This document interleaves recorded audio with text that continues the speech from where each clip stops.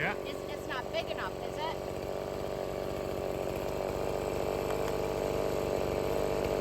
Try it? Yeah, it's probably worth it. It's probably big enough. This doesn't seem very deep, but is this the right way? Yeah, I'd say you're good. Good?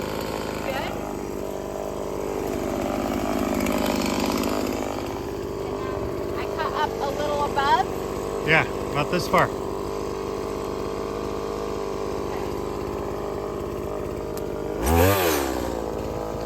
I'm really scared.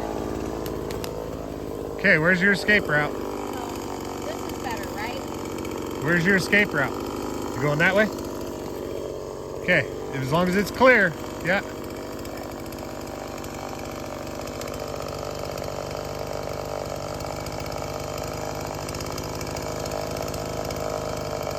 Right here?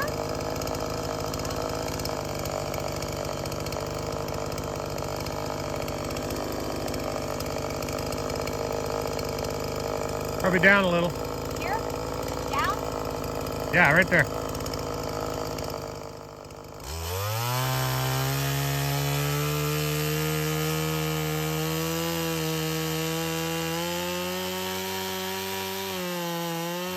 Instead of trying to watch the top of the tree, watch the gap where you're cutting. You'll see it start to spread. Okay. I think it'll be all right. Do you want to cut from that side or this side? Well, I want to cut from this side, but I'm scared it's going to fall on me. Okay, your new escape route is this way. And it looks fairly clear. There's one log by your foot. It's not going to fall back this way. It's going to fall towards the truck. It's the kicking back that I'm afraid of. So do I do my same cut?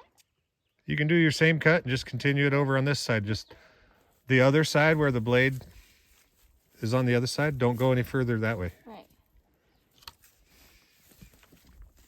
Oh, shit, I guess. You got to have it running first. Shut up. I'm very scared.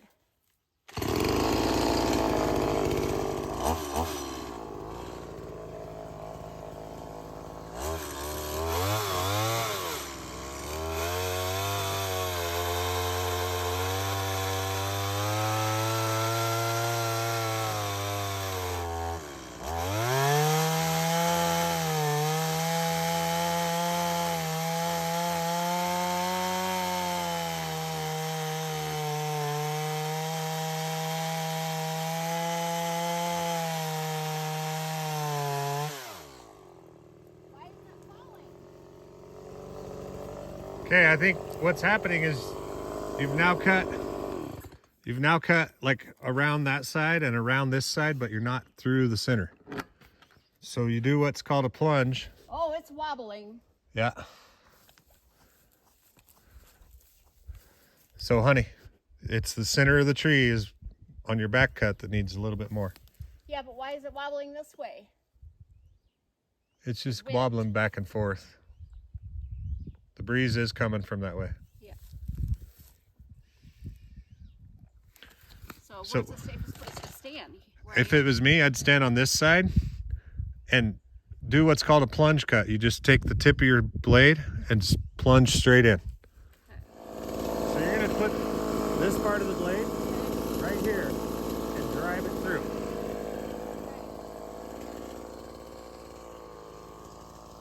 Get some speed. I can feel it.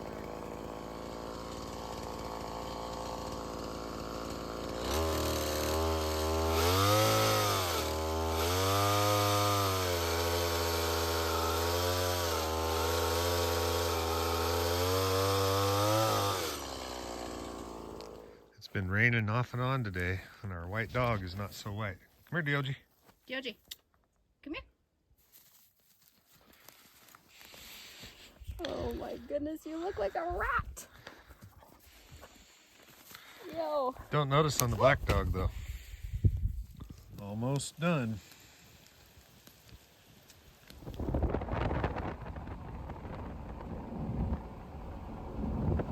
We are at our nephew's birthday party. There's a herd of deer right there. in town.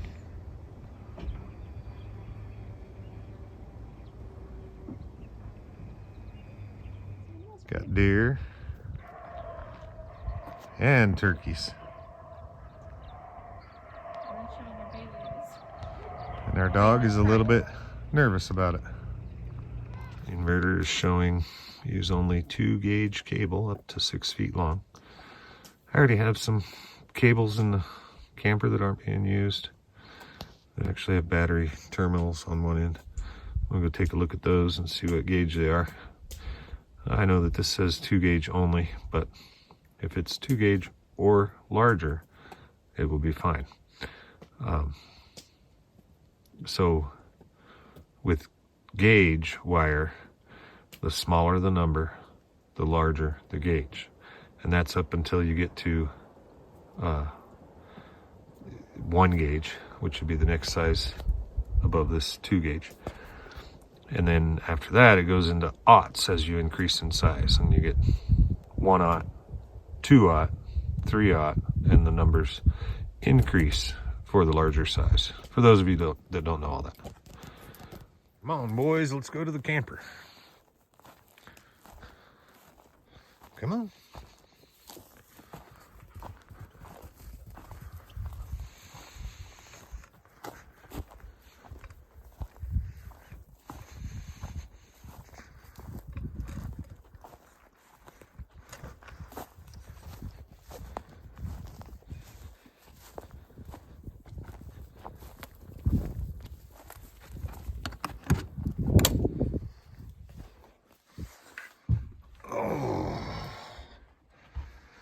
All right, get some lights in here.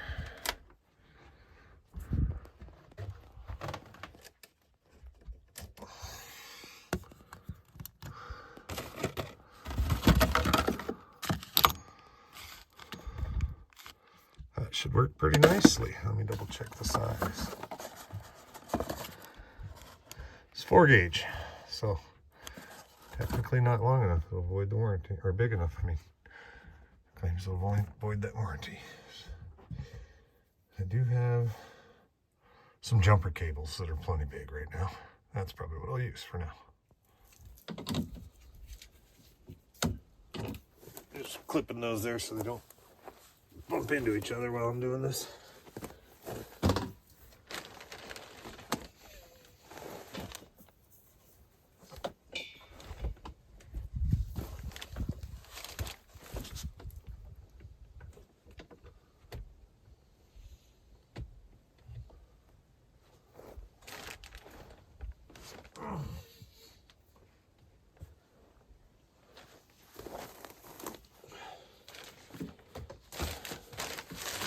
Like I said, this is all temporary for a couple of days.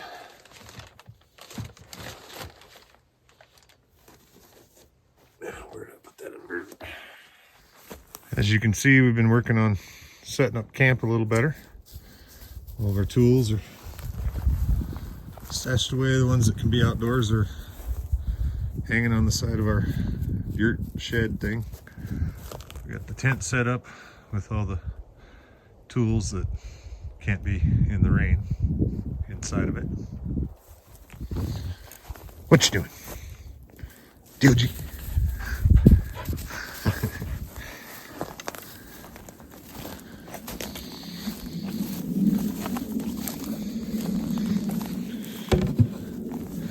About a week ago, I taught him a new trick. Let's get over here where I'm not tripping to get to you. Sit, boy. How'd you get so filthy already? Shake. Good boy. That's a good boy. Yeah. Still learning it, but he learned it pretty quick. This is a temporary setup, and I want to be able to get the shop vac back in here. I'm just going to hang it from a bungee cord, probably, or zip tie, one of the two, for now, right here on the bottom side of the bed. As long as it gets airflow. Here's your ventilation fans and your passive vents on this side. Just cables are a little bit big, the ends, so I'll have to be careful not to hit the frame with both of them there.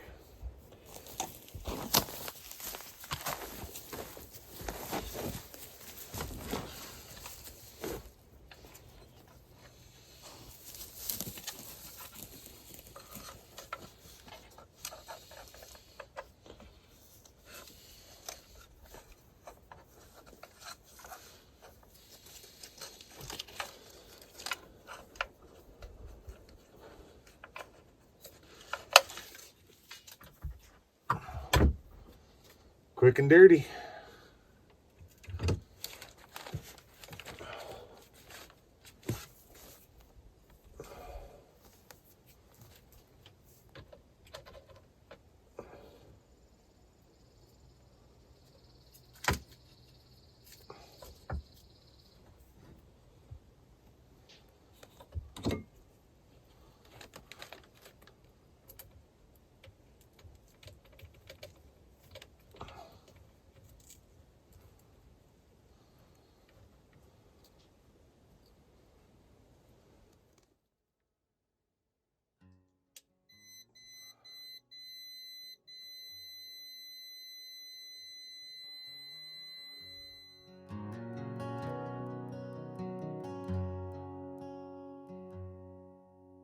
I let out at sunrise, boots full of clay.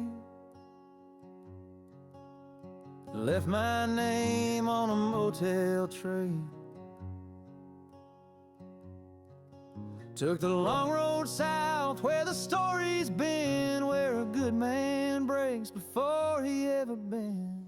So she doesn't like the length of these cables. So these are 2-gauge cables, but they are technically too long. But I am not gonna ruin my good jumper cables to fix the issue. I have to run to town tomorrow anyways.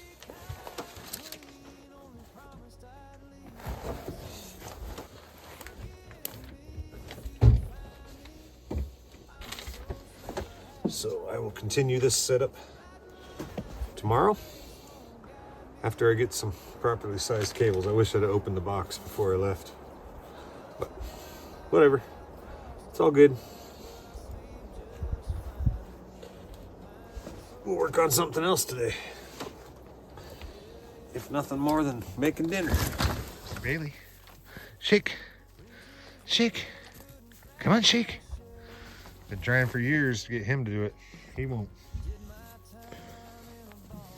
Yogi, sit.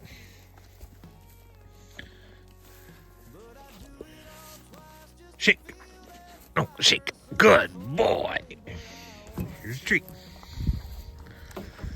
Here, you can have a treat too, Mr. Bailey. Dioge's teeth are still puppy teeth. I think he's 16 or 17 weeks now. But he knows that I poured his food and soaking it in water. So he's being a good boy, sitting over there. For now. No. Good boy, sit. Good boy, DOG. And Bailey is eating his food right now, so DOG's probably not very happy. But he knows if he waits patiently, he's gonna get it. All right, he's anxiously waiting. But here we go.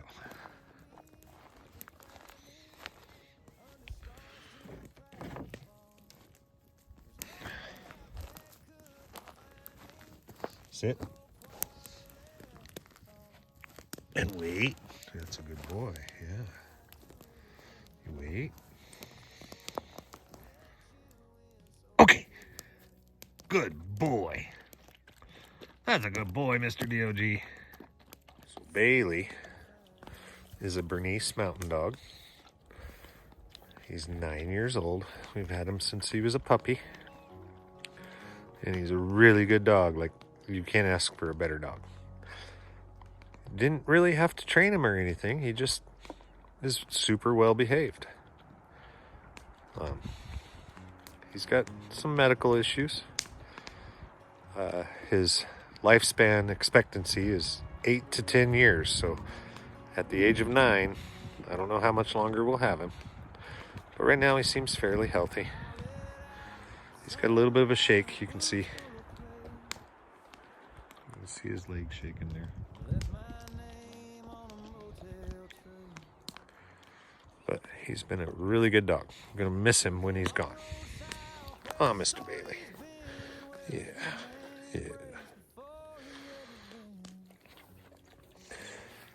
And DOG is actually a mix of Bernie Doodle and Labrador or Labradoodle. So he is Bernese Mountain Dog, Labrador, and Poodle, all combined. And he's going to be a big dog. You can see he's 16 or 17 weeks right now. Probably about 25 pounds, maybe more. He's going to get pretty big too. I don't know if he'll quite get as big as Bailey. Bailey's around 75 to 80 pounds at the moment. But in his prime, he was 100 pounds.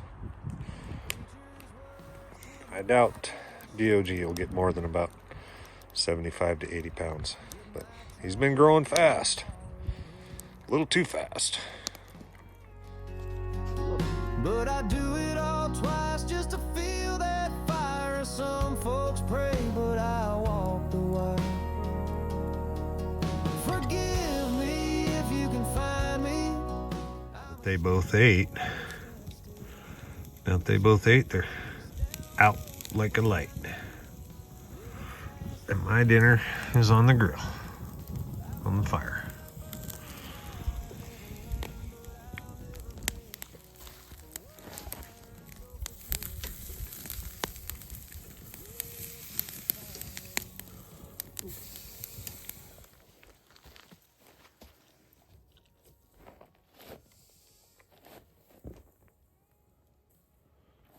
Looks good. Nope.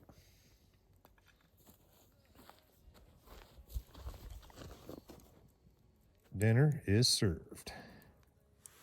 So the other day on the way to the airport, we stopped to have a dinner at a restaurant.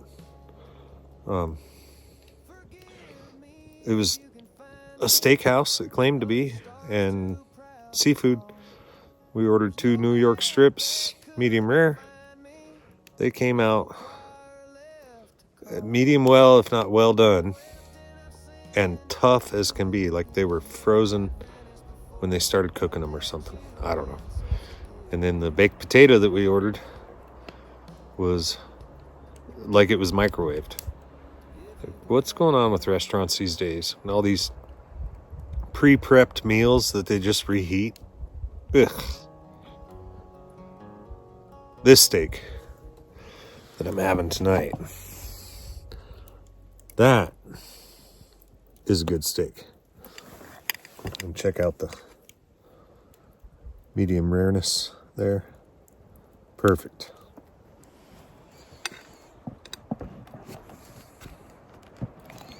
All over a campfire. Can't beat it. It's a gorgeous day. All right, well, I made myself some breakfast and getting ready to work on whatever today's task is. Promised my wife that while I'm alone, I wouldn't be felling trees. So before she left, we agreed on this location to be a temporary outdoor kitchen. Just trying to get a vision for what we want to do here. Now this will be temporary because it's down by camp, and our building site is up the hill. So at some point when we get the cabin done, we'll put a permanent outdoor kitchen up there. probably reuse a lot of the stuff that I'm going to build this temporary one with.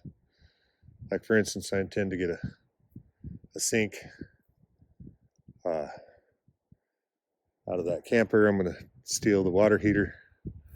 That camper does not currently have a water pump, so I'll be looking for one of those today, and some sort of water container. And I'm thinking the kitchen will go right here between these two trees. I do have a little bit of lumber here.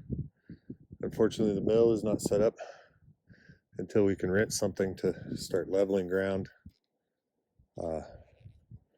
and move the mill. The mill is just too heavy to move by hand, and we don't have any equipment here besides the truck and pulleys. So you saw us unload it. Well, we ain't moving it very easy without something. I'm thinking a skidster. Doing concrete piers for the foundation. So a skid steer with well, they come with a bucket, and then we'll probably rent a auger attachment to drill those pier holes. Try to get them 3 feet deep as long as we don't hit bedrock.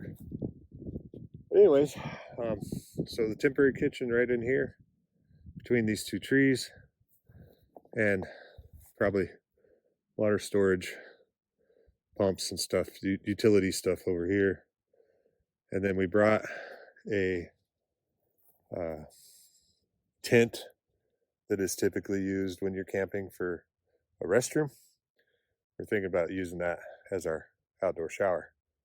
And if that's the case, I'll rig some PEX tubing or something up in here, God knows, maybe, to drop down into that shower and have a little trench running out of it to direct the water, probably away from the tent, maybe directed into this little low spot, which wouldn't be too bad because it's not like we're going to saturate the ground. We're not going to have the water capacity because we have to haul all the water in, unless we make a rain catch or something. So we're not going to have the capacity to shower more than maybe once a week each. And I don't think we'll saturate the ground for that. So anyways, that's the task. I'm going to go see what I got for lumber.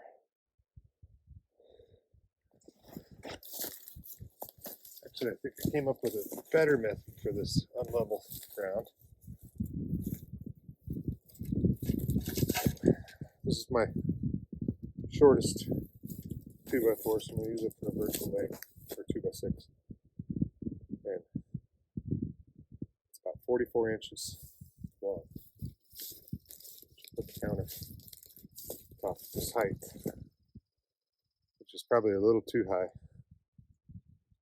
Wouldn't be too bad to cook at this height, but probably more like 40 inches would be a good standing height to cook on. So I think I'm going to cut this one at 40.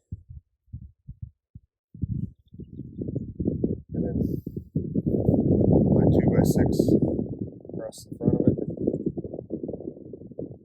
Use a level to kind of determine what the height is for that one. With it standing up over there. And then the backside, I can float anywhere along those trees. So once I got the front side built, I'm just going to throw a level across and go back there. Temporarily screw it in on one side. Keep adjusting them a little bit until I get it level front to back. That's probably going to be easier than trying to determine the slope of this ground and make everything level.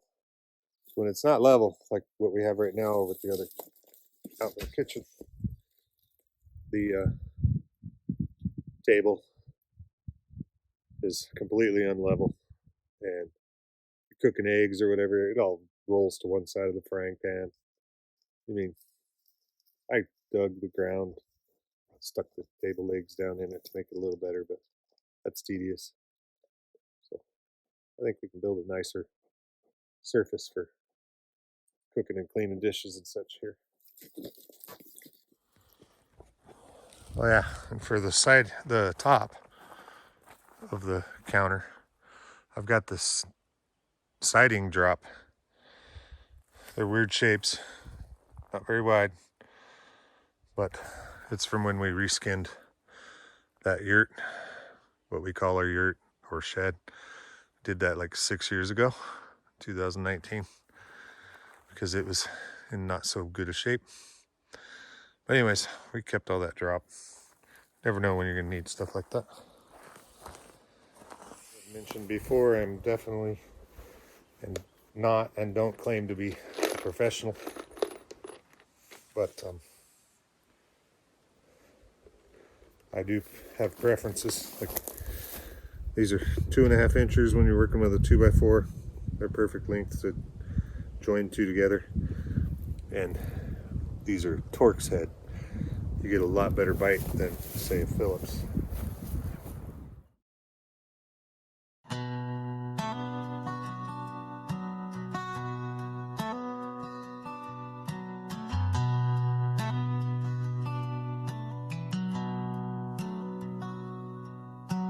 Promised her a palace, white stone and gold, but the only crown I wore was rust and mold.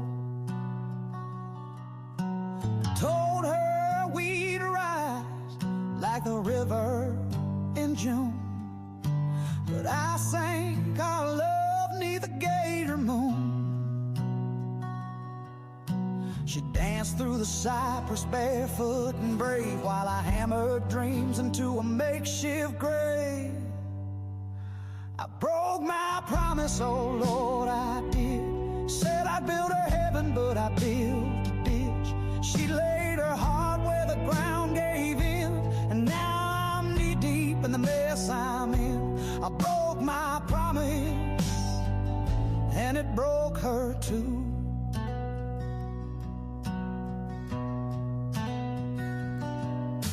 Walls made of tin.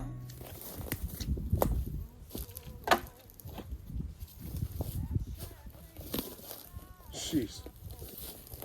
That's nuts right there.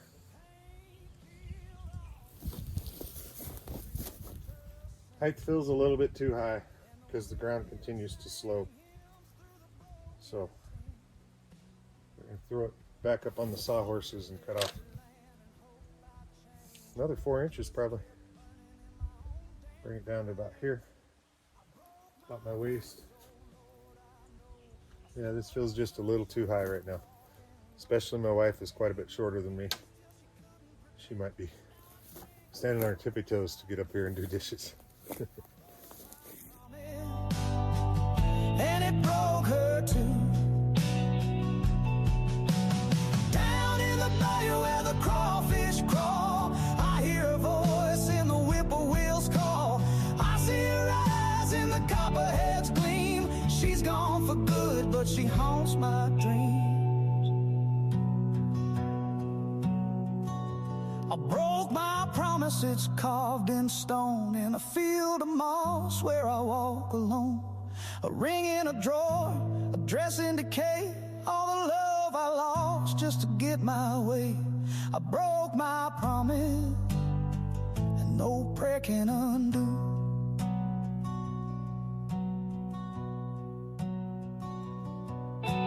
Promised her a palace, gave her a shack. Sinking into the muck, now I'm just a man who ran out of love.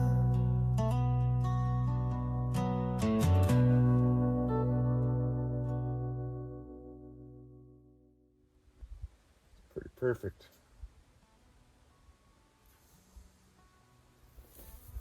Just like you go down a hair. Yep, that's all it took. All right.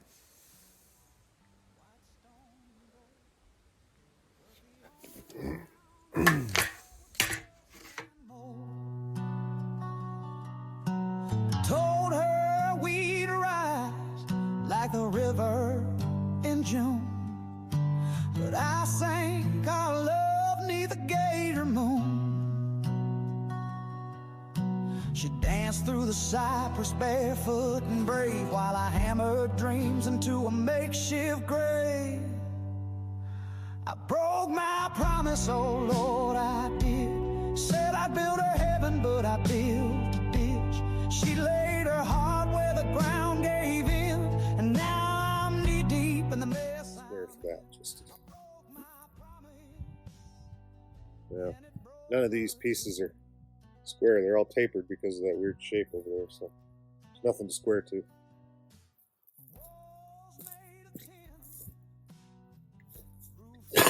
So these will definitely be custom fit. When you're cutting material with the skill saw, framing work, you know, you can just extend your blade out all the way, cutting 2x4s and everything. But you're cutting something like this, usually get less chipping if you adjust your blade depth to match the material. So I'll show you on this side. So all I do is take the blade, let it rest on this, make sure you don't hit the trigger, and then adjust this down to where basically that blade is just barely going to cut through the material.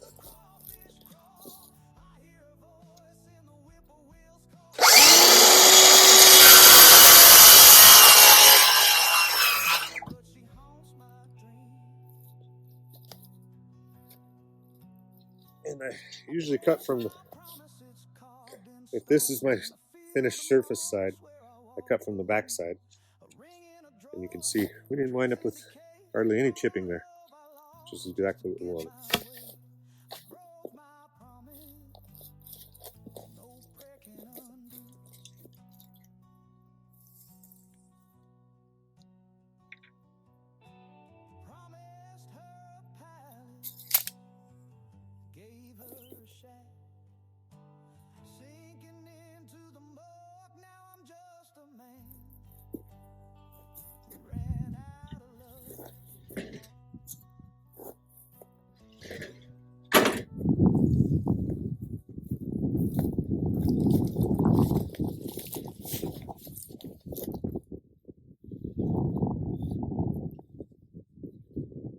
See my mark now.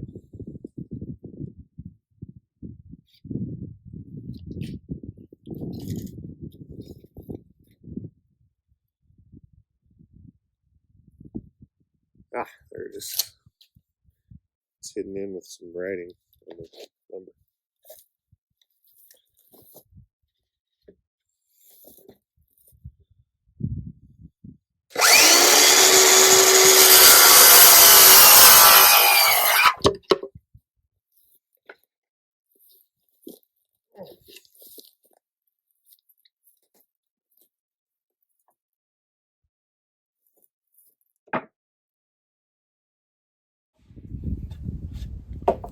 Also, if I was doing this permanent, I'd be countersinking, using a countersink bit and drilling just slightly into that surface so that the taper of the head sits nice and flush.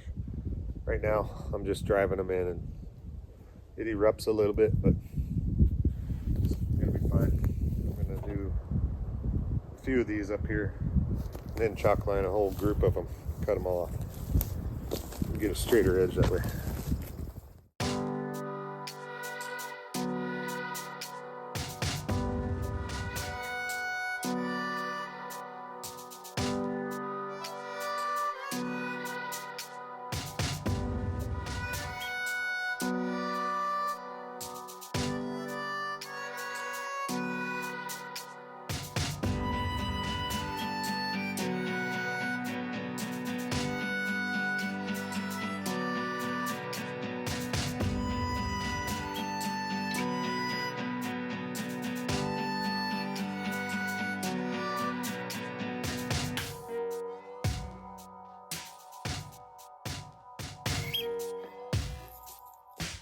Not a bad looking temporary countertop. So over here, put a sink in. That'll be cooking area. This will be dishes. And therefore I'm not going to finish this side until I have that sink. And I'll fill in the gaps around the sink. I may have to add some framing support for the sink itself.